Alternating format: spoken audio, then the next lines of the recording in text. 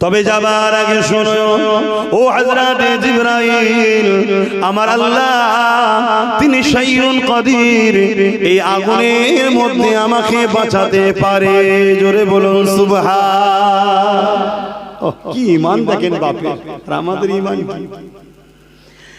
এ জিবরাইল যান, আপনি ডিস্টার্ব করবেন না, আমার আল্লাহ আমাকে দেখতে পাচ্ছে। আল্লাহ যদি চায় ইব্রাহিমকে বাঁচাবো, এই আগুনের মধ্যে বাঁচাতে পারে। আর আল্লাহ যদি ইব্রাহিমকে পরীক্ষা নিবার জন্য আগুনে পুড়িয়ে আমাকে মেরে দেয়, শহীদ হয়ে যায়, ইন্তেকাল হয়ে যায়, আমি ইব্রাহিমের কথা শুনে যান একটা জান দিয়েছে আল্লাহ, যদি আবার ফিরিয়ে দেয় আবার আল্লাহর জন্য পড়তে রাজি, আবার যদি ফিরিয়ে দেয় আবার পড়তে রাজি, আবার যদি ফিরিয়ে দেয় আবার পড়তে রাজি। এই জিবরাইল শুনে রেখে দাও, আমার আল্লাহ যদি আমাকে পরীক্ষা নেয়, আমি আল্লাহর প্রেমে একবার নয় 1000 বার পুরে প্রমাণ করে দেবো, আল্লাহ আমার কাছে আমার জানের থেকে আপনাকে বেশি ভালোবাসি। আরো জোরে বলুন সুবহান। কি পরীক্ষা! আর আজকে আমাদেরকে আল্লাহ পরীক্ষা নিচ্ছে, আমরা ফয়সালা করতে পারছি না। কেমন পরীক্ষা? একদিকে বিজেপি আর একদিকে টিএমসি। শুনছেন তো নাকি? বিজেপিও মসজিদ মাসার দুশমন, ইও মসজিদ মাসার দুশমন, ও ডাইরেক্ট এ ইনডাইরেক্ট। শুনছেন তো নাকি? এ বারবার বলছে আমাকে ভোট না দিলে বিজেপি চলে আসবে, আর বিজেপি বলছে আমাকে ভোট না দিলে মোল্লারা দেশ দখল করে নেবে। এদের দুজনের সেটিংটা দেখেছেন? বিজেপি হিন্দু ভাইদের কাছে বলছে আমাকে ভোটটা না দিলে মোল্লারা দখল করে নেবে, পাকিস্তান এসে যাবে। আর টিএমসি মুসলমান পাড়ায় গিয়ে বলছে কি ভোট ভাগাভাগি করলে আমাকে না দিলে বিজেপি চলে আসবে। অথচ দুজনই দেশের গাদ্দার, দুজনই দেশকে শেষ করে দিচ্ছে। না হিন্দুরা নিরাপদে আছে, না মুসলমানরা ভালো আছে, না দেশ উন্নতি হচ্ছে, না মুসলমান হিন্দু কারো বিকাশ হচ্ছে। কিন্তু দুজনে কেমন গেম প্ল্যান। তো যাক, আমার হিন্দু ভাইরা কি ফয়সালা দেবে সেটা তাদের স্বাধীনতা, কিন্তু আমার কওমকে একজন ধর্মগুরু হিসেবে বুঝাতে পারি তো নাকি? এটা জনসভা না, জনসভা হলে হিন্দু মুসলমান সবাইকে বুঝাতাম, এটা ধর্মসভা। তো এখন আমার মুসলমানকে শুধু বলবো, কেন হুজুর হিসেবে এসেছি, নেতা হিসেবে না। যদি বলেন হুজুর তাহলে রাজনীতির কথা বলছেন কেন? হুজুরেরই কাজ তার মুরিদদেরকে রাজনীতি শেখানো। কেন রাজনীতি করা হালাল, দুর্নীতি করা হারাম। যদি রাজনীতির নামে দুর্নীতি হয়, শোষণ নীতি হয়, আমার মুরিদগুলো জাহান্নামে চলে যাবে। মানে ভাই বাপ মার কথা বলছি রে বাবা, দাদা হুজুর মুরিদ, আমার কওমের মানুষ, আমার নবীর উম্মত। তার রাজনীতি কাকে বলে, দুর্নীতি কাকে বলে, এরা শিখাবে কারা? হুজুররা, মুলি সাহেবরাই শিখাবে তো, তাই তো নাকি? না হয় রাজনীতির নামে রাজনীতি করতে গেছে, ঝান্ডা হাতে ধরিয়ে দিয়েছে, দিয়ে বলছে ধর্ম যার যার উৎসব সভা, ধর্ম যার যার উৎসব সভা। আজকে আবার দেখছিলাম, কই গো মাওলানা সাহেব, ওঠো নমস্কার করো, দেখলেন না? তা আমি তো শিখাবো, আমি তো শিখাবো রাজনীতি করতে নেবে যেমন আল্লাহ আকবার বলবি না, নমস্কারও বলবি না। কেন নমস্কার আমার হিন্দু ভাইদের স্টাইল, আর আসসালামু আলাইকুমটা আমাদের স্টাইল। অতএব রাজনীতি যখন করতে গেছি সেখানে দেশের মানুষ আছে, হিন্দু আছে, মুসলমান আছে, সেখানে আসসালামু আলাইকুমও বলার দরকার নেই, আর নমস্কার দিবারও দরকার নেই। ওটাই বলবি আমার প্রিয় দেশবাসী, আমার বাংলার মানুষ, আমি তোমাদের ঘরে যদি জিতাও 5টা ভালোভাবে দেবো, তাই তো নাকি? হাই দেখেন বলছে ঠিক। উঠে আপনার যা বলার সেটা বলবেন, যে আমাকে যদি জিতান আমি আপনাদের জন্য বিধানসভায় আওয়াজ তুলবো, এলাকার যা প্রয়োজন আছে সেটা মিটাবো, এই তো কথা রে বাবা।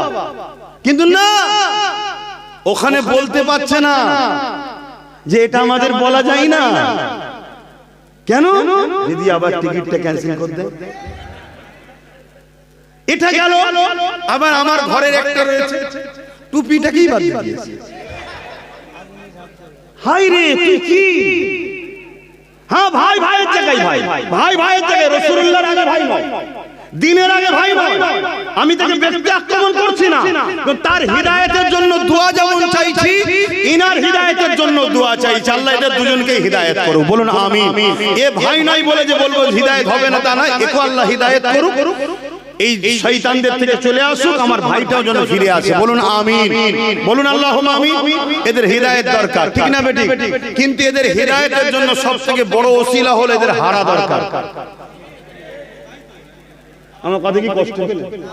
এদের হেদায়েতের জন্য সবচেয়ে প্রথম রাস্তা হলো হারা দরকার, কারণ জিতে গেলে আরো হারামের মাল ঝাড়বে, আর যত হারাম খাবে তত জাহান্নামের দিকে যাবে, পরিবর্তন হওয়ার রাস্তা পাবে না। যদি বলেন আমরা হুজুর মানুষ খাবো কেন, তুই খাবি না আমি জানি, কিন্তু তোকে খেতে হবে। কেন? নিজের জন্য না খেলো, যার ইশারায় উঠে বলছিল এটা নমস্কার করো, যার জন্য বলছি আগুনে ঝাঁপতে দেবো, সে বলবে লিয়া ইনকাম করে। কথা বুঝছেন না, বোঝেন না? হ্যাঁ, আর না হয় তোকে বলবে গ্যাজের কেসে ভরে দেবো। তুই ভাববি আমি হুজুর মানুষ বলিছি, মানুষ গ্যাজের কেস খেয়ে যাবো, তো চুরি করেই নিয়ে এসেছিস, তাহলে পাপ তো এইভাবেই হয়। তুই কার দল করতে, তুই দল করার জন্য এতই সব, নিজের একটা দল করতে পারতিস দুজন মিলে। কি দুজন মিলে তারা দল করে নিতে পারতিস? যেমন অনেক দল হচ্ছে, তোরা দুজন মিলে একটা দল করে নিতে পারতিস, কি আরো যাদের এসব লোভ লালসা সেটা দল করে নিতে পারতিস, করে নিয়ে বলতে পারতিস, ঠিক না বেটি? আমার কিছু বলা থাকতো না, কেন? তার ইচ্ছা কাছে করতেই পারে। কিন্তু তুই এমন লোকের দল করতে গেলি যে লোকটা বলছে কোরআন শেষ হবে আর উন্নতি শেষ হবে, এই কথাটা মানিস? যদি বলেন না মানিনি, আগে প্রথম এই কথাটাকে তোর নেত্রীকে ক্লিয়ার করতে বল যেটা আমি ভুল বলেছিলাম। আগে তোর নেত্রীকে বল যে কথা বলা আমার ভুল হয়েছিল, আমাকে সমান নজরে আপনারা দেখবেন। মানুষ মাত্র ভুল হতে পারে, আমরা দ্বিতীয় কিছু বলবো না। দ্বিতীয় নম্বর কথা, যার দল করতে গেছে সে তো বিজেপির আইনকে মেনে নিয়েছে। বিজেপি যে ওয়াকফ কালা কানুন করেছে, আমার কথা কষ্ট হচ্ছে।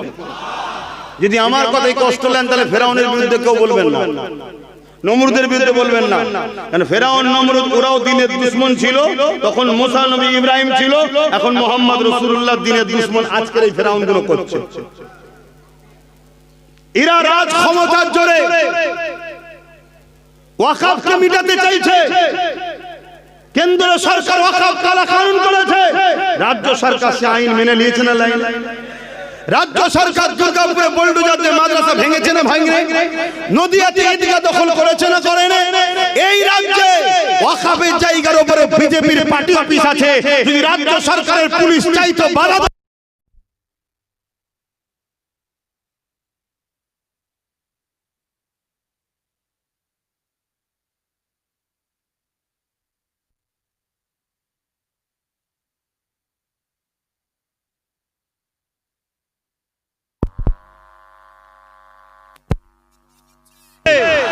রাগ হলে আমার উপরে রাগ দেখিয়ে লাভ নাই।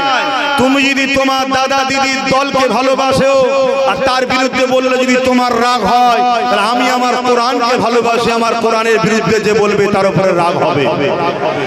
তুমি যদি তোমার দাদা দিদির দলকে ভালোবাসো, তাদের বিরুদ্ধে বললে যদি তোমার রাগ হয়, আমি আমার ওয়াকফ মসজিদ মাদ্রাসা কবরস্থানকে ভালোবাসি, তার বিরুদ্ধে যে করবে তার উপরে আমার রাগ হয়। কোন এমন মুসলমান আছে যে কোরআনের দুশমনকে ভালোবাসে, কোরআনের বিরুদ্ধে গিয়ে তারপরে সে বলবে আমি ইমানদার আছি? খুব সাবধান হন। এদের জন্য দোয়া করি, আল্লাহ এদেরকে হেদায়েত করো, বলুন আল্লাহুম্মা আমিন। তাহলে এদের প্রথম স্টপেজ হচ্ছে এদের হারা দরকার। তাই যদি এদেরকে কেউ ভালোবাসেন, এদের চাহানেওয়ালা আলেম উলামা মাননেওয়ালাও যদি কেউ আমার কথা শুনে থাকেন, যদি বাঁচতে চান সর্বপ্রথম এদেরকে হারান, না হয় আগামী দিন এদের দ্বারা, যেমন এক মাওলানার দ্বারা মদের বিলে সই করিয়েছে, জানেন তো নাকি? সে ব্যাচের একটা সময় কিন্তু ভালো ছিল, কিন্তু এর পাল্লাই পরে খারাপ হয়ে গেছে, সঙ্গ দোষ, শুনছেন তো নাকি? সেই মৌলভী সাহেব আজকে খারাপ হয়ে গেল। তা এরা যদি যেতে, এদের দ্বারা তো এরকম অনেক নোংরা কাজ করিয়ে নেবে। তাই ইসলামকে যদি ভালোবাসেন, দ্বীনকে যদি ভালোবাসেন এবং এদেরকেও যদি ভালোবাসেন, প্রথম কথা হলো এদের হারা দরকার। তাহলে আল্লাহ হয়তো এরা যখন হেরে যাবে এদের কাজ দল গুরুত্ব দেবে না, আর দেবে না। একটা শুধু মজা লিবার জন্য নিয়েছে, এটা থাকে না, সেটা চুষে লাও। এর আগে আমাদের পরিবারে আরো অনেকের মজা লিয়েছিল না, এখন তাকেই গাল দিচ্ছে, কেন? চুষা হয়ে গেছে। এখন এদের থেকে একটু নিতে চাইছে, যখন দেখবেন হেরে গেছে বলবে হ্যাঁ এইসব ভেড়াগুলোকে কি করতে নিয়েছিলি, বাদে বাদে বাদে বাদে, তখন এই বেচারিগুলো আবার সেই বাবারা বাবারা করতে করতে চলে আসবে আমাদের মঞ্চে। তাহলে এদের হারা দরকার আছে না? তাহলে আমি কেন দুশমন? এক কথা বলছি, আমি তাদের ভালো চাইছি। ভাই দেখেন ভালো যুগ নেই না, ভালো কথা বলতে নেই। আরে ওসব নাচ গানের কথা ছাড়ো না, কথা করে ফেলেছে, কি করা যাবে? মলি সাহেব মানুষের ডিপে ঢোকে, ওসব কথা বার্তা হয়ে গেছে, কি করা যাবে? ওর থেকেও ভয়ানক ভয়ানক কাজ হয়ে যাবে। আল্লাহ হিফাজত করুক, বলুন আল্লাহুম্মা আমিন। তো যাই হোক, সময় তো কম, একটু সালাম দিয়ে এসআইআর নিয়ে একটা কথা বলবো। কেন এসআইআর নিয়ে মানুষ টেনশনে আছে, তাই তো নাকি? একটা কথা বলবো, একটু সালাম দেন। ইয়া নবী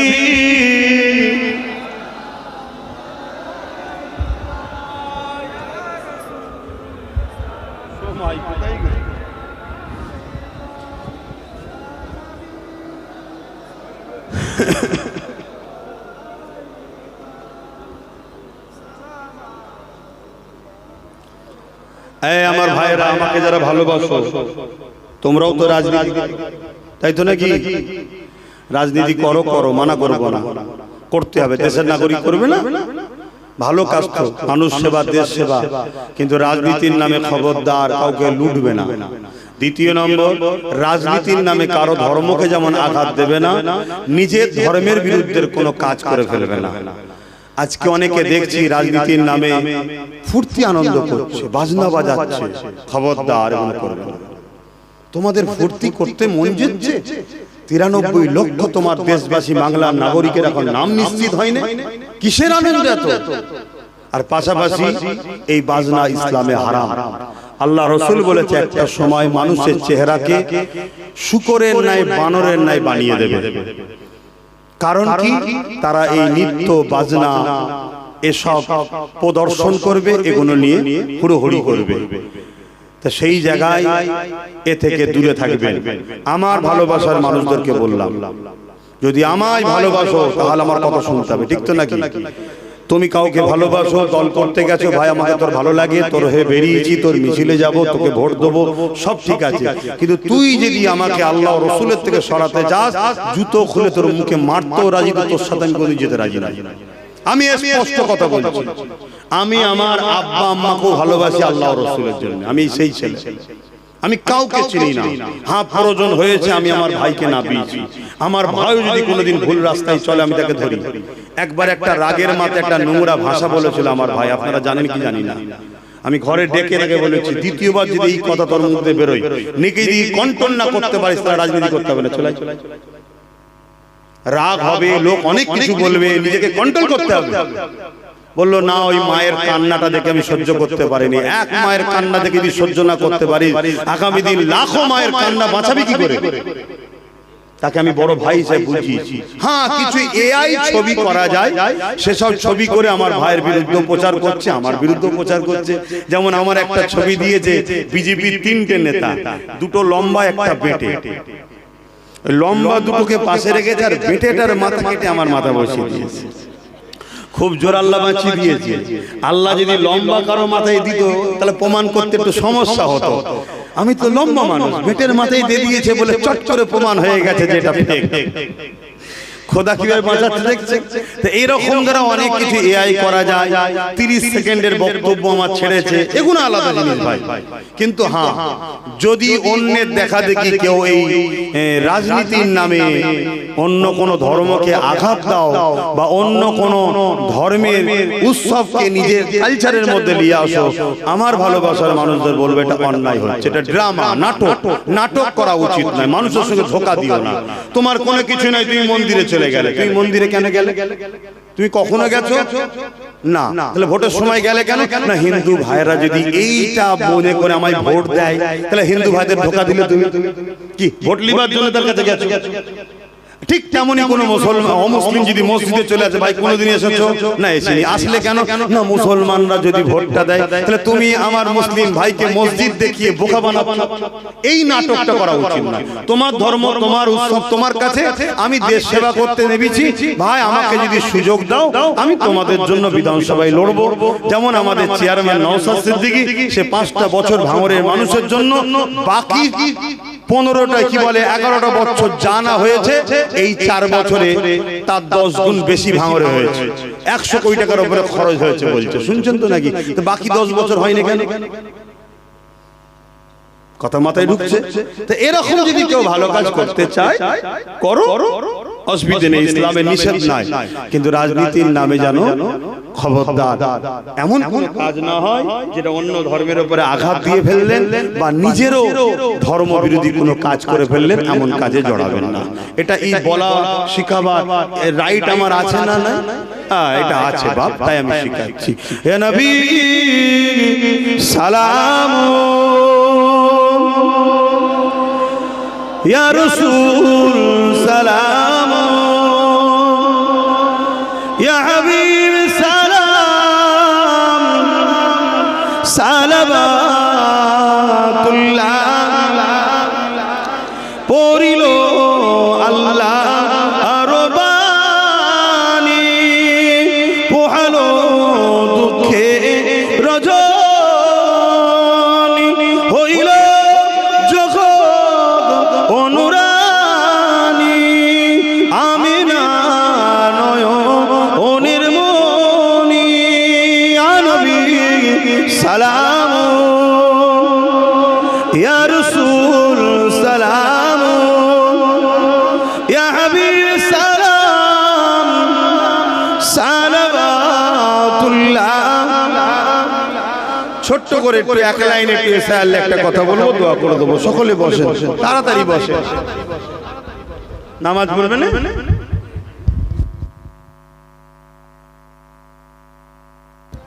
শোনেন শোনেন, এই যে এসআইআর এ যাদের নাম বাধা গেছে, শুনছেন তো, ডিলিট হয়ে গেছে, আমি তাদেরকে বলবো ভাই, এসআইআর আরো 11টা থেকে 12টা রাজ্যে হচ্ছে, শুনছেন তো? কোন রাজ্যে এরকম সমস্যা হয়নি যেটা বাংলায় হচ্ছে। বাংলাকে স্পেশাল করে টার্গেট করা হয়েছে, আর এই টার্গেটে বিজেপি হলো প্রকাশ্য দোষী। বিজেপি কি প্রকাশ্য দোষী, আর বিজেপিকে সম্পূর্ণ সহযোগিতা করেছে এক্স মুখ্যমন্ত্রী রাজ্য সরকার। উদাহরণস্বরূপ অন্যান্য রাজ্যে এসআইআর হচ্ছে, কোন রাজ্যে এসআইআর এর মীমাংসার দায়িত্ব নির্বাচন কমিশন কি হাত থেকে বিচারপতিদের হাতে যায় না, নির্বাচন কমিশনের হাতেই সব ছিল। প্রায় ৬০-৬৫ লক্ষ লোকের নাম এখনো বাকি আছে, তাদেরকে কাগজপত্র নিয়ে দেখা করতে বলছে। ঠিক তেমন সময় খেয়াল করে দেখুন, সুপ্রিম কোর্টে গিয়ে কোর্ট করে নাটক করে নির্বাচন কমিশনের হাত থেকে তুলে নিয়ে বিচারপতিদের হাতে দিল। কারণ কি? নির্বাচন কমিশনার যাতে ভোটটা ঘোষণা করতে পারে।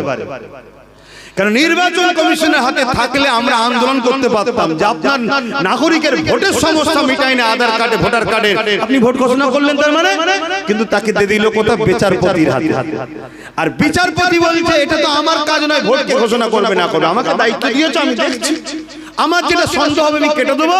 পরবর্তীতে তুমি ট্রাইব্যুনালে যে উকিল টুকিল লাগিয়ে দলিল কাগজপত্র নিয়ে তুমি যাবে, তখন যদি জজ সাহেব মনে করে তুমি নাগরিক, তো নাগরিক। এরকম হচ্ছিল না? হচ্ছিল না। কিন্তু মালদায় কোন এক জায়গায় কিছু অ্যাক্সিডেন্ট ঘটাতে পুরো সেটাকে ঘেটে ঘ হয়ে গেল।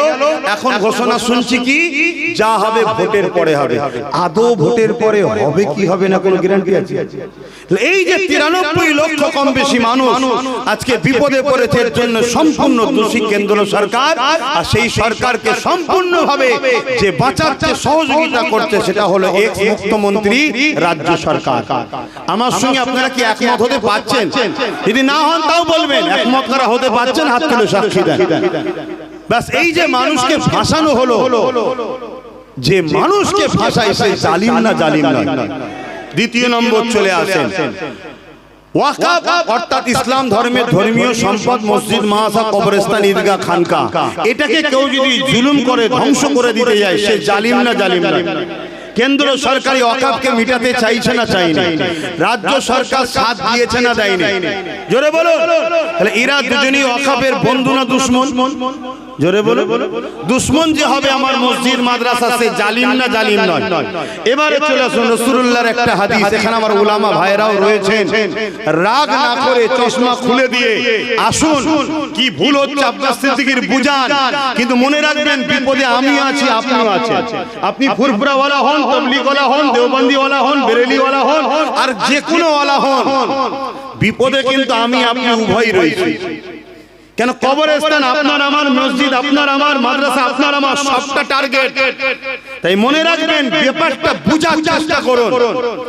তাই আমি বলবো, আল্লাহ রাসূলের মিশকাত শরীফের হাদিস, নবী বললেন কোন মুসলমান যদি অত্যাচারী জালিম জানার পর কোন মুসলমান যদি শক্তিশালী করার জন্য তার সাথ দেয়, ওই মুসলমান ইসলাম থেকে বেরিয়ে যাবে। আমি আবার একবার বলছি, কোন মুসলমান যদি অত্যাচারী জালিম জানার পরও তাকে শক্তিশালী করার জন্য সাথ দেয়, ওই মুসলমান ইসলাম থেকে বেরিয়ে যাবে। যারা এসআইআর এর নামে নিরীহ মানুষকে পেরেশান করছে, তারা জালিম না জালিম নয়? এর জন্য কেন্দ্র সরকার রাজ্য সরকার উভয়ে দোষী না দোষী নয়? তাহলে এরা জালিম না জালিম নয়? যারা ওয়াকফকে মিটাচ্ছে কেন্দ্র ও রাজ্য সরকার, এরা জালিম না জালিম নয়? জানার পরও কেউ যদি এদেরকে ভোট দেয়, তার মানে শক্তিশালী করার জন্য, তারা ইসলামে থাকবে না বেরিয়ে যাবে? রাসূলুল্লাহর হাদিস। আর যে বেরিয়ে যায়, তার নামাজ, তার দাড়ি, তার টুপি, তার মুফতি, তার মাওলানা, তার বক্তা, তার হুজুর, আর কিছু রইল? একটু মাথা ঠান্ডা করে কাজ করবে। রইল এবার এই কথা, রইল বিজেপি চলে আসবে। বিজেপি আসার জন্য সব থেকে বেশি সহযোগিতা এই বাংলায় যিনি করেছেন, তিনি রাজ্য সরকার। কেন 15 বছর আগে এই বাংলায় কোনো বিজেপি ছিল না, ইনি বিজেপিকে এনেছে, খাল কেটে কুমির এনেছে। এক। দ্বিতীয় নম্বর, সে যেভাবে মুসলমানদের নামগুলোকে বাদ দিচ্ছে প্রতিটা বিধানসভায়, তাহলে আপনি যদি 20% 20,000 মুসলমান, 30,000 মুসলমান ভোটই দিতে না পারেন, তাহলে আপনি রুখবেন কি করে? কিন্তু 2021 আমি বলেছিলাম যে চেয়ারের একটা পায়া তৈরি করো। আজকে যদি এই সরকারকে তুমি 2011 200 কি বলে 150টা কি 140টা দিতে, আর আমাদেরকে যদি 40, 50, 60, 70টা দিতে, কম বেশি যারা ছিলাম আমরা, তাহলে একসাথে সরকার হতো না? হতো না? তাহলে এই সরকার কি এই জুলুম করতে পারত? অতএব বোঝো, এখনো সময় আছে, এখনো সময় আছে। হাড়ুয়া হোক, বাদুরিয়া হোক, দেগঙ্গা হোক, বসিরার উত্তর হোক, ভাঙর হোক, মিনাকা হোক, ক্যানিং পশ্চিম হোক, ক্যানিং পূর্ব হোক, এই যে গুণ ভাবো, আমডাঙ্গা হোক, অশোকনগর হোক, এসব জায়গায় একদম বুঝতেই তো পারছেন আবহাওয়া সব উল্টো চলছে। তাহলে এই জায়গায় আপনারা যারা এদিক ওদিক আছেন, আমি বলবো এদিক ওদিক না করে কমসে কম ভাবেন যে আমাদের হাতে 15-20টা থাকে, তাহলে লড়াই করার একটা জায়গা থাকবে। একটা ছেলে যদি এতটা লড়াই করতে পারে, তো এইটা একটু মাথায় রাখার জন্য আপনাদেরকে বলার অধিকার আছে না? একটু অধিকার বলে গেলাম। বাকি দুটো বিষয় বললাম, সেটা হলো এসআইআর করে যে মানুষকে শেষ করছে যারা, আর যারা ওয়াকফকে মিটাচ্ছে। জালিমকে ভোট দিলে, জালিমকে শক্তিশালী করলে আল্লাহ রাসূল বলছে ইসলাম থেকে বেরিয়ে যাবে, একটু মনে রাখবেন। তাই আপনি হয়তো কাউকে ভালোবাসেন, আজকে সে কিছু ভুল করে ফেলছে, আপনি ভালোবাসা ঝুঁকে পড়ে তার পক্ষে দাঁড়িয়ে সোশ্যাল মিডিয়ায় কথা বলছে, আপনি আপনার ভালোবাসাকে আরো পাকে পুঁতছেন। আমাকে যদি সত্যি কেউ ভালোবাসে, আমার যদি ভুল হয়, সে আমার হয়ে হাওয়া যদি দেয়, তাহলে জানবেন সে আমার দুশমন। আর সে যদি আমায় সত্যি ভালোবাসে, সে আমায় বুঝাবে যেটা আপনি ভুল বলছেন, তাহলে জানবেন সে আমার উপকার করলো। তাহলে আজকে যেভাবে আমার ওয়াকফ, আমার মুসলিম সম্প্রদায়কে বিশেষ করে টার্গেট করা হয়েছে, পাশাপাশি এসসি এসটি ভাইয়েরাও বিপদে, হিন্দু সমাজের বড় একটা অংশ গরিব মানুষ বিপদে, সবটাকে খেয়াল করেই আমাদের চলতে হবে। যদি অনেকে বলছে যদি আমাদের সঙ্গে আপনাদের মনে হয় যে সাথ দিতে অসুবিধা হবে, তাহলে আমি বলবো বিগত দিন যাদের সাথ দিয়েছিলেন তারা আপনাদের জন্য কি করলো বলেন, কি করেছে বলেন।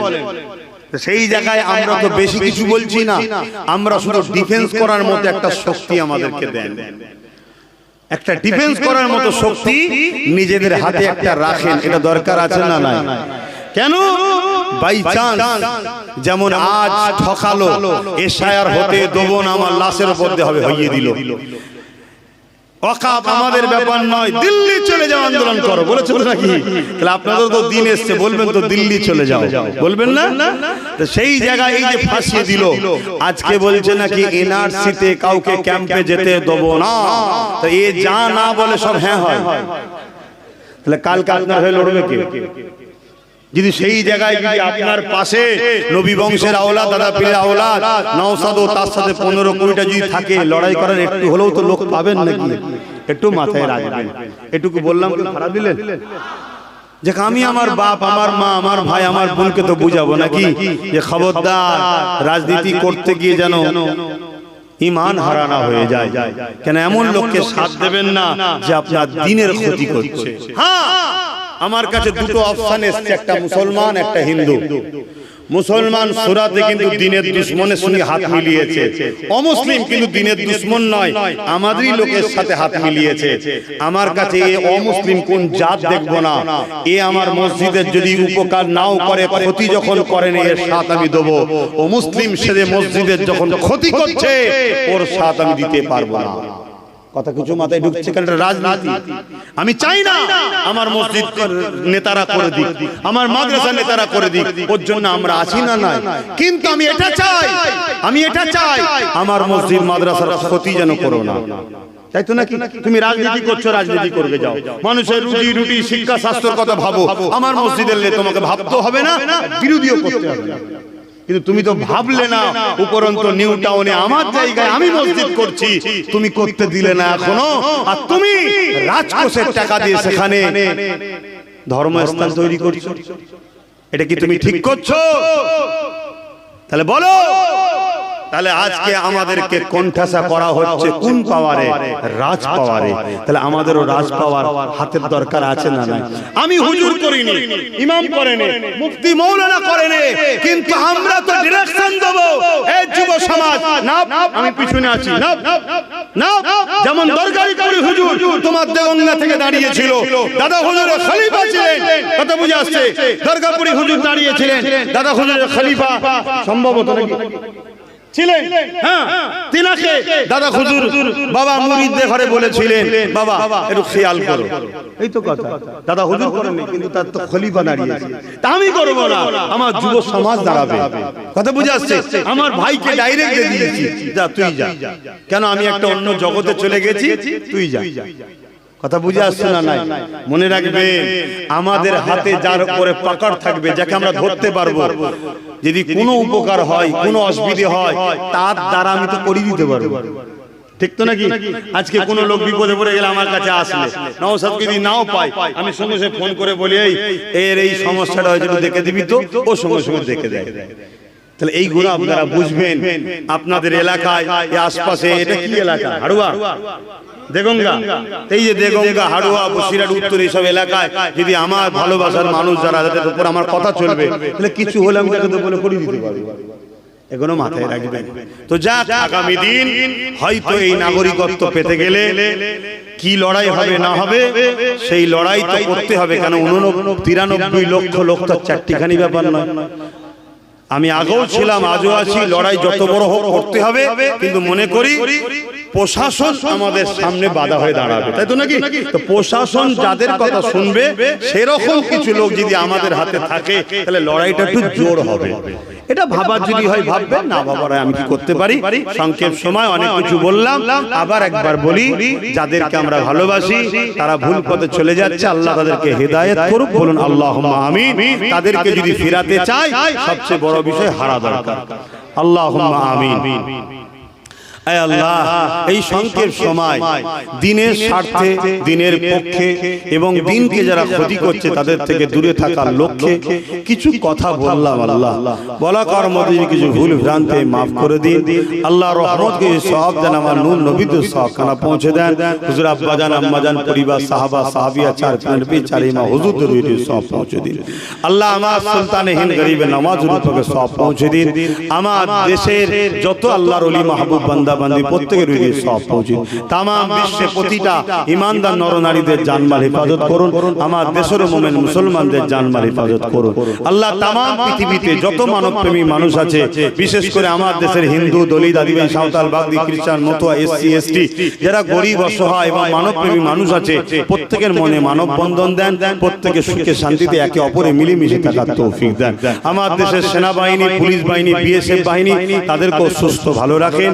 হে আল্লাহ, এই এসআইআর চক্রান্ত করে মানুষকে যারা শেষ করছে, আল্লাহ আপনি তাদেরকে ধ্বংস করে দেন। যারা আমার ওয়াকফকে মিটাতে চাইছে, আপনি তাদেরকে মিটিয়ে দেন।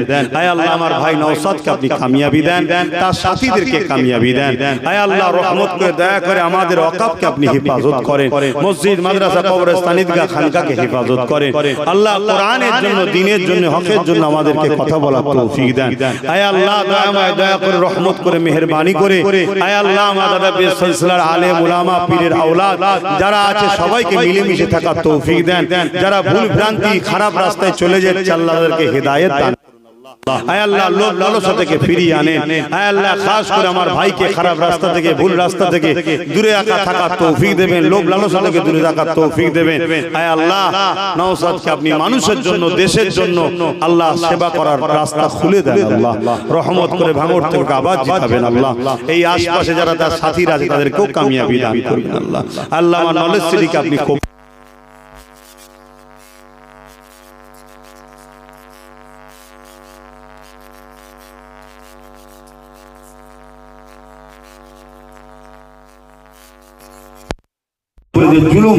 जुलूम থেকে মুসলিম সমাজকে আপনি হেফাজত করুন। আল্লাহ, লা তাকনাতু বিরহমাতিল্লাহ, রহমত করে দোয়াগুলো আপনার কুদরতি কদমে রাখলাম, কবুল করুন। আল্লাহ, নাচ গান, যাত্রা, ভাষণ, জেনা, ব্যভিচারী সমস্ত বুরাই থেকে সমাজকে পাক পবিত্র করে দেন। আল্লাহ, আল্লাহ আপনি আমাকে হিদায়াত করেন। হাসবুনাল্লাহু ওয়া নি'মাল ওয়াকিল, নি'মাল মাওলা ওয়া নি'মান নাসীর। আল্লাহ, আপনি আমার জন্য যথেষ্ট, আপনার ভরসায় আমি থাকি, আপনি আমাকে রহমত করবেন। আল্লাহ, আপনার দ্বীনের জন্য গুটিগত কথা বলেছি, আপনার সৃষ্টি মানুষ জাতিকে বাঁচানোর জন্য গুটিগত কথা বলেছি, এরা দয়া করে কবুল করে নেন। আমার মা বোনদের সংসারে শান্তি দেন। আল্লাহ, মা বোনদেরকে লোভ লালসায় করে বাচ্চাদের ভবিষ্যৎ ধ্বংস হয়ে যাচ্ছে, সেদিকে সজাগ হওয়ার তৌফিক দান করে। বারহাত কালমাতে লা ইলাহা ইল্লাল্লাহু মুহাম্মাদুর রাসূলুল্লাহ সাল্লাল্লাহু আলাইহি ওয়াসাল্লাম। আসসালামু আলাইকুম। আপনারা আমাকে সালাম দেন। আমার উম্মতরা প্রচুর মার খাবে। সাহাবা হুজুররা জিজ্ঞেস করলেন, হুজুর আমার ভাইদের কি সংখ্যা কম হবে? মন দিয়ে শুনবেন। আল্লাহর নবী কিভাবে মার খাবে সেটাও বলে দিয়েছে। আল্লাহর নবী বলছেন, ক্ষুধার্তরা খাবারের থালের উপরে যেভাবে ঝাঁপিয়ে পড়ে, আমার উম্মতের উপরে একদল ঝাঁপিয়ে পড়বে। আমরা দেখছি না, পুরো দেশ জুড়ে, আমার রাজ্য জুড়ে বিভিন্ন জায়গায় ভিড় মুসলমানকে পিটিয়ে পিটিয়ে মেরে ফেলছে। দেখছেন না? দেখেন, রাসূলুল্লাহর কথা মিলছে তো? মিলবে। সব মিশ হতে পারে, আমার রাসূলুল্লাহর কথা কখনো মিশ হবে না, কারণ নবীর মুখ কথা আল্লাহ। জোরে বলুন সুবহানাল্লাহ। রাসূল বললেন, আমার উম্মতের উপরে একদল মানুষ, ক্ষুধার্ত পশুরা যেভাবে খাবারের উপর ঝাঁপিয়ে পড়ে, তাদের উপরে ঝাঁপিয়ে পড়ে একটা সময় আমার উম্মতদের উপরে প্রচুর অত্যাচার, জুলুম, মার খাবে। সাহাবা হুজুররা জিজ্ঞেস করলেন, হুজুর কারণ কি? আমার ভাইদের কি সংখ্যা কম হবে? আল্লাহ নবী কি উত্তর দিয়েছেন শোনেন। নবী বললেন, না, সংখ্যা কম হবে না। তাহলে আমরা কি সংখ্যা কম? জোরে বলুন। সংখ্যা যদি কম হতো, তাহলে আমার দেশের রাজা মশাই বাংলায় ঢোকার জন্য ইচ্ছা করে মুসলমানদের নাম কেটে বাদ দিতে হতো। ওরাও জানে যে যতক্ষণ না নাম কেটে বাদ দিচ্ছি ঢোকা সম্ভব নয়, কিন্তু এখনো মাথা চুল করছে। এত নাম কেটে বাদ দিবার পরে এখনো বলছে 110-15 জেচ্ছের উপরে যাচ্ছে না। শুনছেন তো? তাহলে আমাদের সংখ্যাটা কত বুঝতে পারছেন? কিন্তু তারপরও মার খাচ্ছে কারা? কথা বলবেন তো? রাসূলকে সাহাবারা জিজ্ঞেস করলেন, সংখ্যা কি কম হবে? রাসূল বললেন, না। তাহলে হুজুর সংখ্যা যখন কম নাই, তাহলে মার খাবে কেন? আমরা 313 জনে মার খাইনি, আর ওদের সংখ্যা বেশি হবে তাও মার খাবে বলছেন কেন? আল্লাহ নবী বলেছিলেন, প্রথম নম্বর কারণ, তারা মৃত্যুকে ভয় করবে, আল্লাহকে ভয় করবে না। শুনছেন? কাকে ভয় করবে? মৃত্যুকে ভয় করবে, আল্লাহকে ভয় করবে না। আজকে আমাদের অন্তরে আল্লাহর ভয় আছে না মৃত্যুর ভয় আছে? মৃত্যুর ভয় ঢুকে গেছে, এই জন্য মার খেচ্ছে। ওজন মৃত্যু থেকে রেহাই কেউ পাবে না। আর মৃত্যু এক সেকেন্ড আগেও আসবে না, এক সেকেন্ড পরেও আসবে না। যার যে টাইম সে টাইমে আসবে। আমরা মৃত্যুকে ভয় করি, আল্লাহকে ভয় করা ছেড়ে দিয়েছি। আমরা তাগুতি শক্তিকে ভয় করি, আল্লাহকে ভয় করা ছেড়ে দিয়েছি। শুনছেন? আজ বড় দুঃখ। অথচ রাসূল বললেন, যার হৃদয়ে আল্লাহর ভয় থাকবে, দুনিয়ার জালিম তাকে ভয় করবে। জোরে বলুন সুবহানাল্লাহ। কোন দেশে যদি পারমাণবিক শক্তি থাকে, ওই দেশকে অন্য দেশ ভয় করে না, করে না? তাহলে যার হৃদয়ে আল্লাহর ভয় আছে, এই সামান, এই পাওয়ারটা আছে, দুনিয়ার সব জালিম তাকে ভয় করবে। আর যার হৃদয়ে আল্লাহর ভয় নেই, আল্লাহ জালিমদের অন্তর থেকে তার ভয় তুলে নেবে। এ সমাজে এখন একটা জীবজন্তুকে মারতে গিয়ে মানুষের যতটা না ভয় লাগে, মুসলমান মারতে গিয়ে মানুষের কোনো ভয় লাগে না। ওপেন কম্পিটিশন শুরু হয়েছে, মুসলমান মারলেই বড় পোস্ট পাবে, মুসলমান মারলেই টিকিট পাবে, মুসলমান মারলেই তোমাকে হাইলাইট করা হবে। কি চলছে না চলে না? কম্পিটিশন, কে কটা মারতে পারে। এই জায়গাটায় আমরা আসলাম কেন? যারা মারছে আমি তাদেরকে শুধু দোষারোপ করব না, আমরাও তো মার খাওয়ার উপযুক্ত হয়েছি। প্রথম নম্বর কারণ আল্লাহর ভয় চলে গেছে। অথচ হযরতে ইব্রাহিম খলিলুল্লাহ, তিনি আল্লাহকে কত ভয় করতেন, অথচ আল্লাহ তিনাকে বন্ধু বলেছে। তিনি যখন কাঁদতেন, শরীর পুরো কাঁপতো। জিজ্ঞেস করা হয়েছে, হুজুর আপনি কাঁপছেন কেন? বলছেন আল্লাহর ভয়ে। আল্লাহ তো বন্ধু আপনি। বলছে আল্লাহর গজবের কথা যখন মনে পড়ে, তখন আমার আর কিছু মনে থাকে না। তাহলে প্রথম নম্বর কি জন্য মার খাচ্ছি?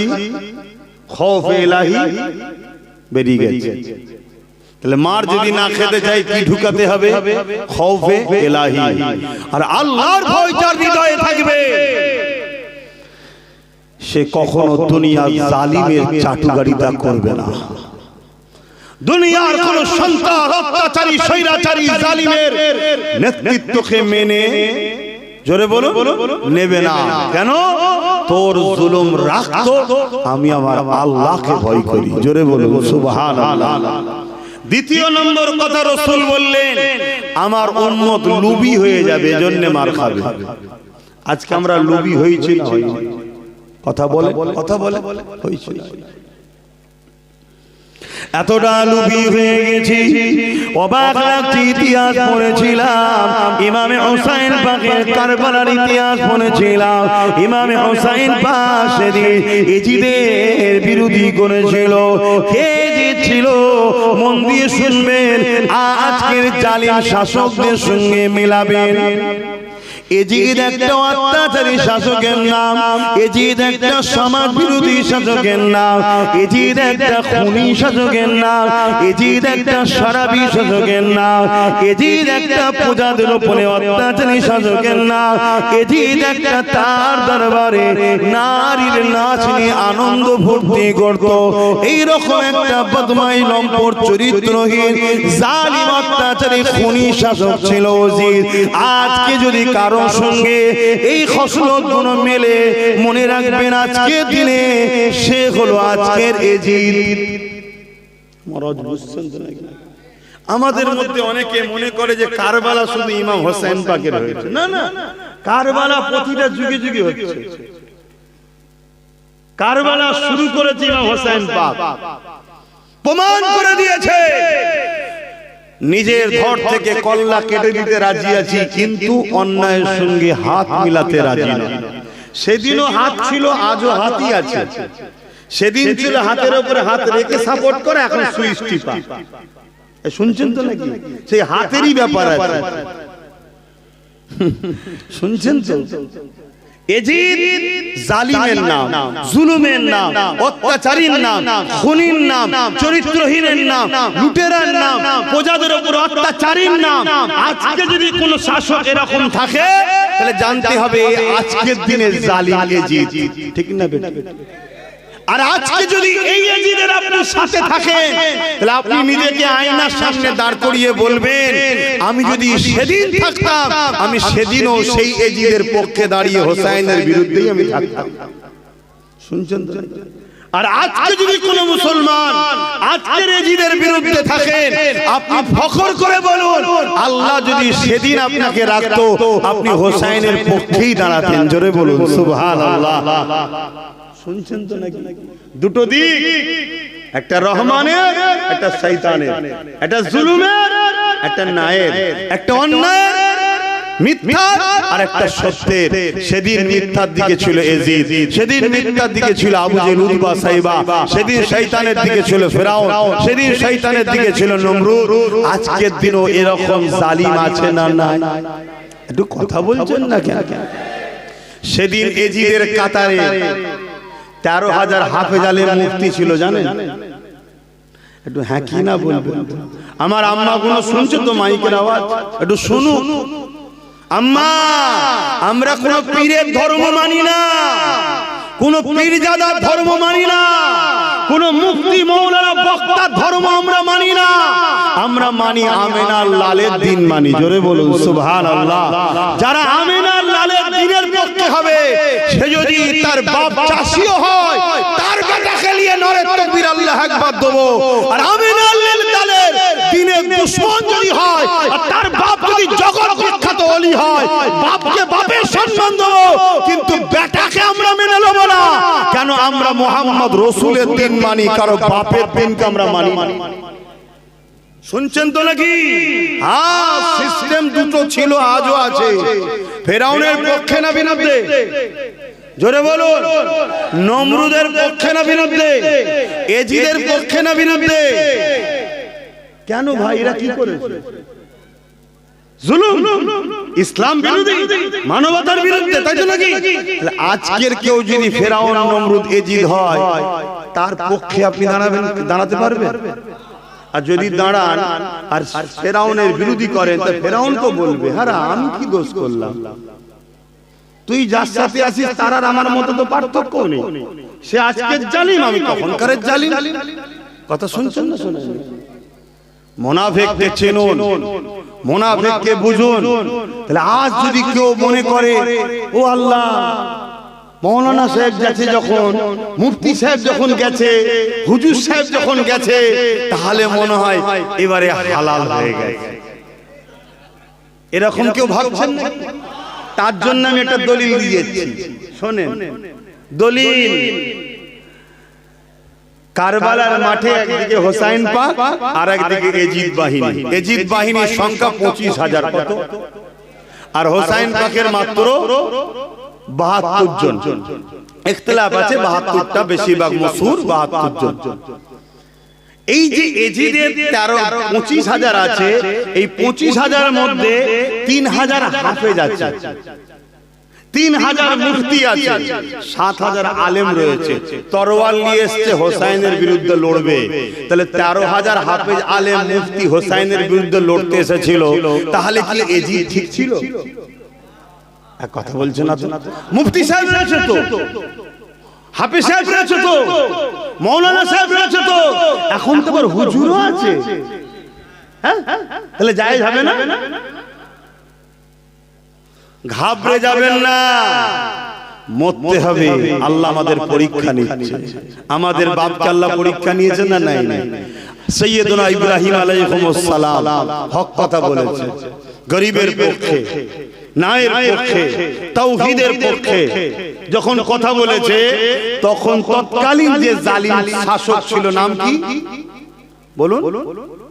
নমরুদ। বলবেন তো? নমরুদ। নমরুদ কি করলো? ইব্রাহিম নবীকে বিশাল আগুন তৈরি করেছে, সে আগুনে ফেলতে যাচ্ছে। ফেলার সময় ইব্রাহিম নবীকে বলছে, ইব্রাহিম তোমার এখনো সময় আছে, কেন আমার সঙ্গে ঝগড়া করছো? মানুষকে কেন আমার বিরুদ্ধে ভুল বুঝাচ্ছ? কেন মানুষকে বিগড়াচ্ছ? মানুষ আমাকে মানছো, তোমার অসুবিধা কি হচ্ছে? তোমার দরকার হয় 2-3টে এলাকা লেলাও, রাজত্ব করো, মজা করো, আয়েশ করো। শুনছেন তো, এতে একটা টিকিটে বিক্রি হয়ে গেছে। আর তখন 2-3টে এলাকা, দেশ, পুরো পৃথিবীর রাজা ছিল নমরুদ। নিয়ে নাও, কেন আমার বিরোধী যাচ্ছ? আর যদি না লাও, আগুনে ফেলে দেবো। এখানে কেউ আগুনে ফেলবে বলছে না, তাতেই সব আমাদের দিশে খারাপ। এই সময় আব্বা জান ইব্রাহিম আলাইহিস সালাম বলেছিলেন, হে জালিম নমরুদ, আমি আমার আল্লাহকে ভালোবাসি। আল্লাহর সৃষ্টি দেখে তুই জুলুম করছিস, আল্লাহর সৃষ্টি দেখে ভুল রাস্তায় নিয়ে যাচ্ছিস, আমি তাই তোর বিরোধী করছি। নমরুদ রেগে গেল। মন দিয়ে শুনবেন যুবকরা, তোমাদের আব্বা হয় প্রত্যেকটা মুসলমানের পিতা ইব্রাহিম আলাইহিস সালাম, বাপের বেটা, এটা তো খসলত থাকা দরকার। ভুল হয় জানি, আমার কি ভুল নেই? আমারও অনেক ভুল আছে, কি তা বলে দিনের সঙ্গে গাদ্দারি করবে? মানুষ জাতির সঙ্গে জুলুম করবে? খুব মন দিয়ে শুনে। তা ইব্রাহিম আলাইহিস সালামকে চরকিতে তুলেছেন, যেটা ঘুরিয়ে ফেলবে, কপিকল টাইপের একটা ঘুরিয়ে ছুঁড়ে, এত আগুনের তাপ, কাছে যেতে পারছে না। এত বিশাল আগুন, উপর দিয়ে পাখি যেতে পারে না, পড়ে যাচ্ছে আগুনে। কত ভয়ানক আগুন। ইব্রাহিম আলাইহিস সালামকে চরকিতে তুলেছে, ঠিক এমন সময় জিবরাইল আলাইহিস সালাম এসে চরকি ধরে ফেলেছে। ধরে বলছে, ভাই ইব্রাহিম, তোমাকে তো আগুনে ফেলবে, কিছু হেল্প করব? ইব্রাহিম আলাইহিস সালাম কি উত্তর দিচ্ছে শোনো। ভাই জিবরাইল, আল্লাহ আমাকে পরীক্ষা নিচ্ছে। আমি তো বলি আল্লাহকে ভালোবাসি, আমার পেটের পরীক্ষা নিচ্ছে আল্লাহ। হে আমার আম্মারা, বোনেরা, মন দিয়ে শোনেন, যা ক্ষতি করেছেন তার বলে কাজ নেই। 1000-1200 টাকায় নিজের ছেলের চাকরি বাকরি সব ভবিষ্যৎ শেষ করে ফেলে। শিক্ষা তো শেষ, শুধু মদের দোকান দেখা যাচ্ছে, স্কুল নেই। যা করেছেন, এখন তওবা করার সময় আছে। খুব খুশি, খুব খুশি, কাগজ জমা দিচ্ছে, ভোটার কার্ড, আধার কার্ড, প্যান কার্ড। কেন রে বাবা? 1000 টাকা পাবে। আর ওইগুলো বসে বসে দেখেছে, হারা এই মেয়েটার এখানে খাতুন আর ওখানে বিবি, একে ফাঁসানো যাবে, বুঝলি? এই জাতীয় স্যার মাহবুবদের নাম বেশি কেন? ওই যে কাগজ সব আগে থেকে পেয়ে গেছে, বসে ঠান্ডা করে সব মাথা মেরেছে। হারা এদেরই সমস্যা বেশি আছে, বুঝলি? ধর তাহলে লোভে পাপে কি ফাঁসছে বলেন? কিন্তু এরপরও বলবো, আল্লাহর কাছে তওবা করুন। এখন আপনার সিদ্দিকী বেঁচে আছে, যখন বেঁচে আছি কথা দিচ্ছি, এর সমস্যা সমাধানের জন্য আপনাদের সাথে আছি। মরে গেলাম কি করে থাকবো বলেন না? কিন্তু আপনাকে তো আমার হাতটা ধরতে হবে নাকি? আপনি বিপদে পড়েছেন, আমি তুলছি, ডুবছেন, আপনি ধরবেন না, তাহলে আমি কি করতে পারি? লাইনে তো আসতে হবে। তো ভাইয়া শুনেন মন দিয়ে, তো সেই জায়গায় আব্বা জিবরাইল সাল্লামকে কি বলছি, ইব্রাহিম সাল্লাম, জামাকে আল্লাহ পরীক্ষা নিচ্ছে, এখন একদম ডিস্টার্ব করো না।